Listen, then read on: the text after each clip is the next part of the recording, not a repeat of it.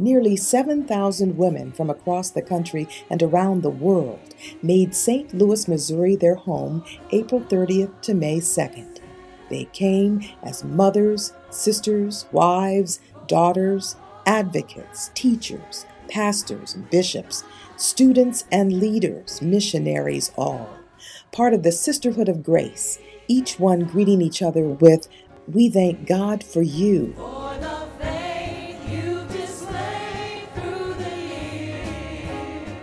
This was the beginning of a quadrennial convergence called the Assembly of United Methodist Women.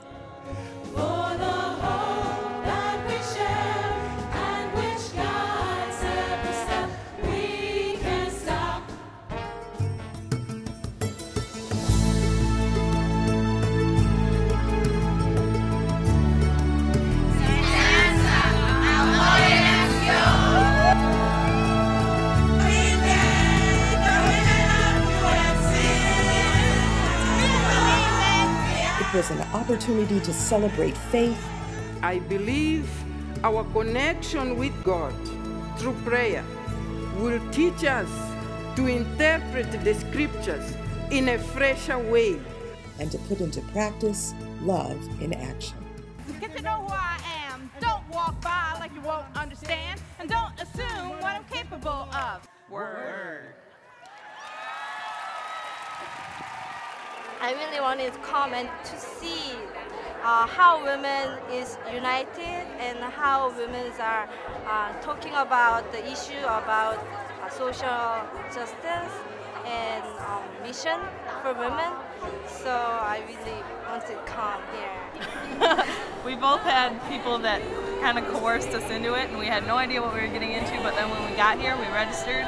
We were looking at all the list of things that were possibilities of what to do. We actually got really excited that we were here. So. I'm gonna live so God can use me. United Methodist Women has a long history of connecting the social issues around them daily to the mandate that Christ calls us all to live, sharing what we have, acting on behalf of those forgotten, bringing healing to those the world would deny. No more cuts to education. You could put all of your assembly friends that you met here today in there. At the assembly, a time of celebration would naturally give way to opportunities for hearing stories, for learning in classroom settings and from the stage. Let's round up all these undocumented folk and ship them back to where they came from. In the 1930s, this country did exactly that. Each generation has something to add to the UMW. Karen, do you remember that one time we had a love feast? That was a true intergenerational event. That night wouldn't have been as fun without each generation there. The children, the teens, and the older women as well. I am just delighted and honored to be with all of you this morning and here with Erica. Yes, and everyone, thank you so much for having me. I'm Erica Williams. I'm an activist and political organizer that has worked for the past several years to engage young people, and in particular, the millennial generation, in civic life and politics. So thank you for having me. We went to 29 cities in 17 states. We interviewed 500 young people. We reported 2 documentaries. We did reports for the NewsHour. We reported for NPR Radio. And what we learned, Erica, is a few important markers about this generation. Number one, they're the most diverse generation in American history. They are 19% Hispanic, 15% African American, 4% Asian. A significant percent call themselves mixed race. They are the children of immigrants. 1 in every 5 of this generation has a parent born inside, or born outside, I should say, the United States. It's not that young people are fleeing churches in droves. Right. It's that the status of religion in America right now isn't necessarily drawing young people in at the same rates that it has in the past. But that's history. Society changes, culture changes. Exactly. Our places of worship change and grow. And so I don't think it's anything to be afraid of, and especially not because, as you've pointed out, young people are engaged and ready to make a difference, and places of worship can absolutely be one of the ways in which they do that. They learned at exhibit booths and in interactive educational displays, and eventually on the streets. We're going to go out to various sites throughout the city. We're going to serve. We're going to show what it means to be a United Methodist woman. In different locations, we're going to be gardening, working with kids, putting together birthing kits, working with UMCOR, doing a lot of different side projects.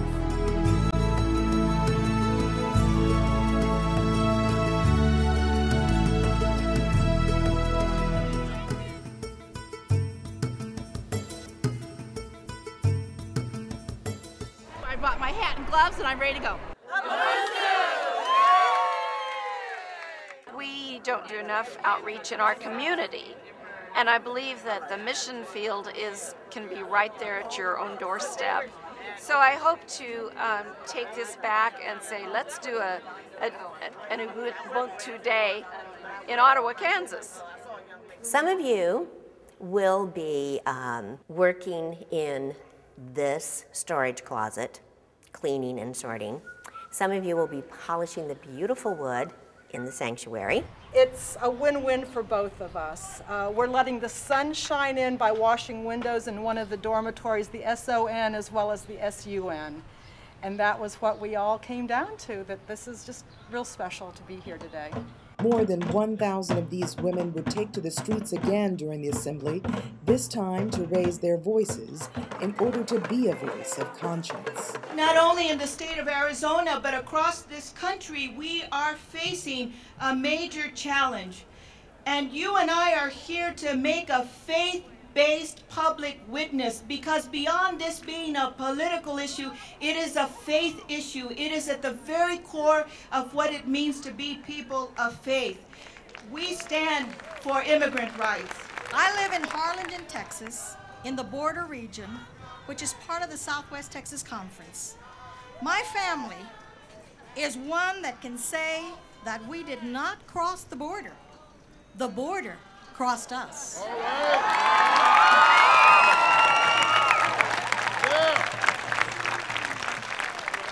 Yet today, we experience the construction of walls and a militarization that divides families and peoples who have had roots on both sides of the border for many, many years. As an organization with particular concern for women, children, and youth, we have been alarmed at how a broken immigration system is also breaking up families. Today, we stand for family unity. We will continue to stand up until there is justice.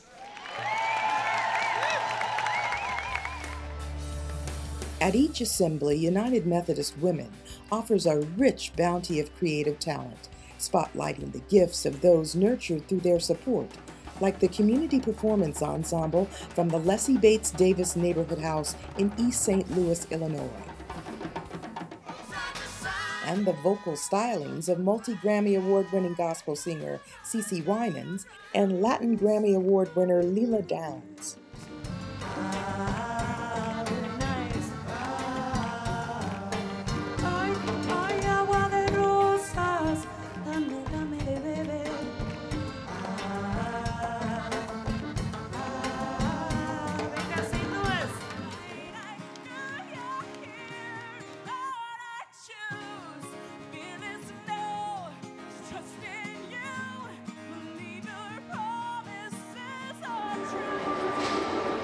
United Methodist Women. United Methodist Women. And she's the one responsible for the book about Marilyn. Marilyn and her husband are the ones that got Methodism into Cambodia. So you work with Esther and Nicholas? Yeah, yes. The mission work of United Methodist Women has at times been called unreasonable by those who might not understand the generosity that must be part of love.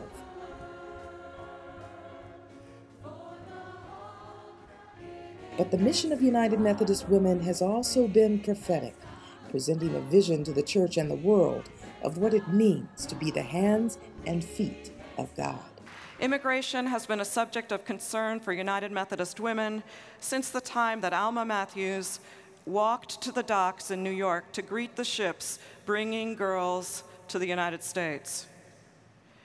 It has been a subject of our concern since Elizabeth Maurer became known as the Angel of Angel Island in San Francisco, greeting immigrants who were new to this country more than 100 years ago.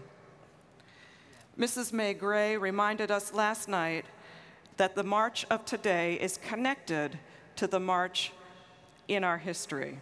A final day of celebration included spiritual guidance from the Reverend Anita Phillips, member of the Cherokee Nation of Oklahoma and an elder in the Oklahoma Indian Missionary Conference. I'm a citizen of two nations, of the United States and of the Cherokee Nation. Jia li'ile jeho, une lanahi, nihi gesa iusti. We always thank God for you. Imagine how this scripture connects us to the vast family of beings, all the creatures that crawl and creep and fly.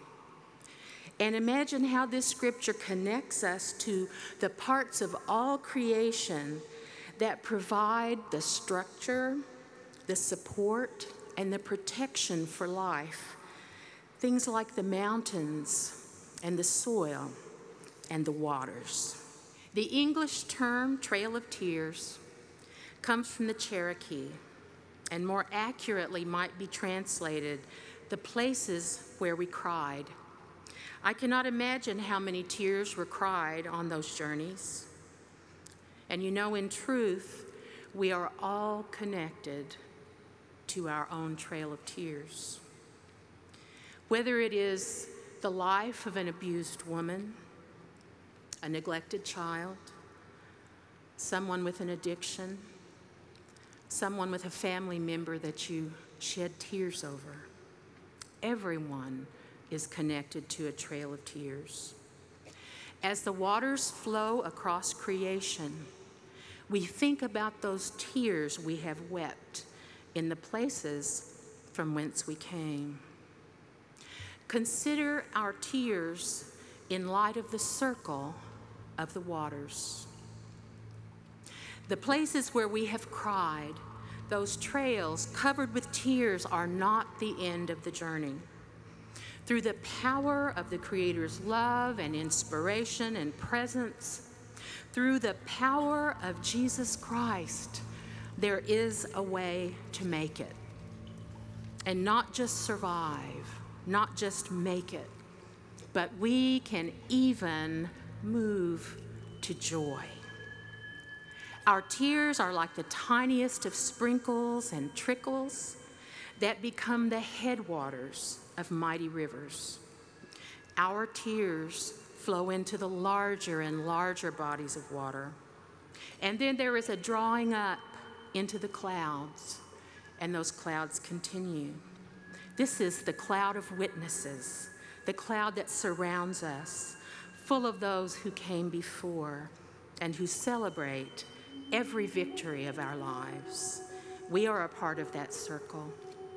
Its strength, its renewal, its power, its regeneration.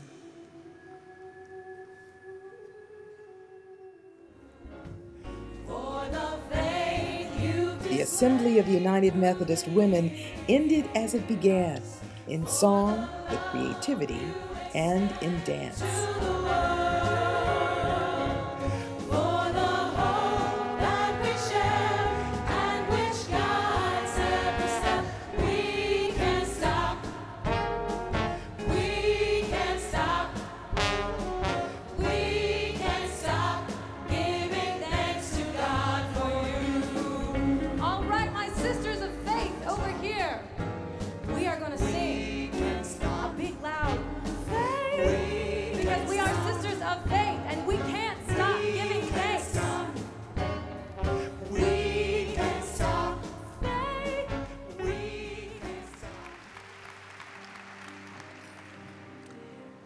By faith, in the 1978 United Methodist Women's Assembly, the women affirmed the Charter for Racial Justice Policies. I was proud to lead the conferences as they marched and stood in silent vigil outside the site where the Methodist Episcopal Church had split over slavery 130 years before.